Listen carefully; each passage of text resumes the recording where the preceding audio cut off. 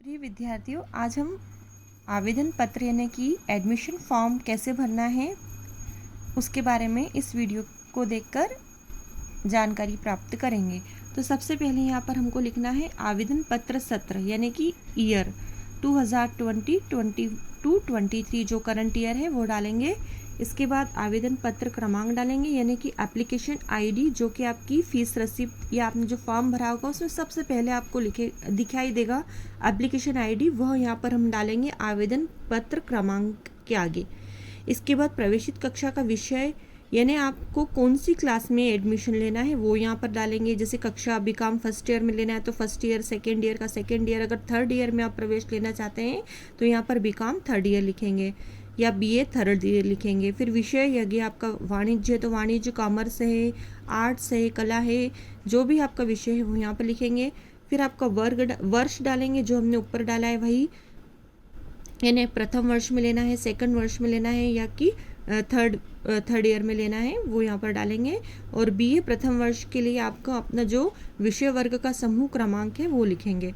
इसके बाद वर्ग में अगर सामान्य है तो आप जनरल, अनुसूचित जाति, एसटी, एससी या पिछड़ा वर्ग यानी कि ओबीसी, दृष्टिबाधित, दिव्यांग, अस्थिबाधित, मूकबधिर जो भी आप हैं वो यहाँ पर टिक करेंगे। अल्पसंख्यक अगर आप हैं तो यहाँ पर टिक करेंगे। फिर यहाँ पर आप अपना फ़ोटो लगाएंगे। फ़ोटो कभी भी स्टेपलर से नहीं लगाना चाहिए, हमेशा गोंद से चिपकाइए। इसके बाद यहाँ पर आवेदक का पूरा नाम हिंदी में लिखिए, यानी कि अपना नाम लिखिए आप हिंदी में। उसके बाद अपना नाम अंग्रेजी में लिखिए यानी इंग्लिश में लिखिए। फिर पिताजी का नाम लिखिए यानी फादर का नेम लिखिए। उसके बाद पापा का व्यवसाय यानी जो बिजनेस है वो लिखिए। फिर माता का नाम यानी मम्मी का नाम लिखिए, मम्मी क्या काम करती है, अगर गृहिणी है, हाउसवाइफ है तो यहाँ पर गृहिणी लिखिए। इसके बाद अपनी जन्म तिथि यानी कि डेट ऑफ बर्थ लिखिए। इसके बाद जन्म स्थान यानी प्लेस लिखिए। उसके बाद अपनी आयु यानी एज लिखिए। उसके बाद राष्ट्रीयता, आपकी राष्ट्रीयता भारतीय है तो यहाँ पर अपन भारतीय लिखेंगे। इसके बाद स्थायी पूर्ण पता, जो आपका स्थायी पूर्ण पता है वो यहाँ पर फिल करेंगे। स्थानीय पूर्ण पता और दोनों अगर सेम है तो दोनों जगह एक ही एड्रेस लिखाएगा। फिर आवेदक का मोबाइल नंबर यानी कि आपका अपना मोबाइल नंबर लिखना रहेगा। फिर आवेदक का आधार कार्ड नंबर आप इस पे लिखिए। फिर अभिभावक का मोबाइल नंबर यानी आपके पापा या मम्मी का मोबाइल नंबर लिखिए। फिर आप अपना ब्लड ग्रुप लिखिए इसमें। फिर स्टूडेंट की ईमेल आईडी, फिर अपना ईमेल आईडी डालिए। अंतिम अध्ययन संस्था का नाम यानी आपने लास्ट इसके बाद पहले कहाँ पे पढ़ाई करी थी। यदि आप 12th में तो अपने स्कूल का नाम लिखिए। फर्स्ट ईयर में आपने कौन से कॉलेज से किया है, सेकेंड ईयर वाले फर्स्ट ईयर का लिखेंगे और थर्ड ईयर वाले सेकेंड ईयर की पढ़ाई कहाँ से करी थी वो लिखेंगे। फिर आवेदक का बैंक खाता क्रमांक लिखना है यानी बैंक अकाउंट नंबर लिखना है। फिर बैंक का IFSC कोड लिखना है आपको। उसके बाद बैंक का नाम लिखना है। फिर बैंक की शाखा का नाम लिखना है। उसके बाद भविष्य में किस क्षेत्र में रोजगार चाहते हैं, शासकीय सेवा यानी government service, non government service, या आप स्वयं का बिजनेस करना चाहते हैं, तीनों में से कोई ऑप्शन टिक करिए। फिर आप आपकी रुचि का क्षेत्र क्या है यानी आपको कौन से फील्ड में इंटरेस्ट है वो बताइए। क्रीड़ा यानी खेल कूद, साहित्य यानी कि लिटरेचर, सांस्कृतिक यानी कि कल्चरल एक्टिविटी, अन्य यानी कि अदर्स एक्टिविटी। इसके बाद शैक्षणिक विवरण आपको भरना है।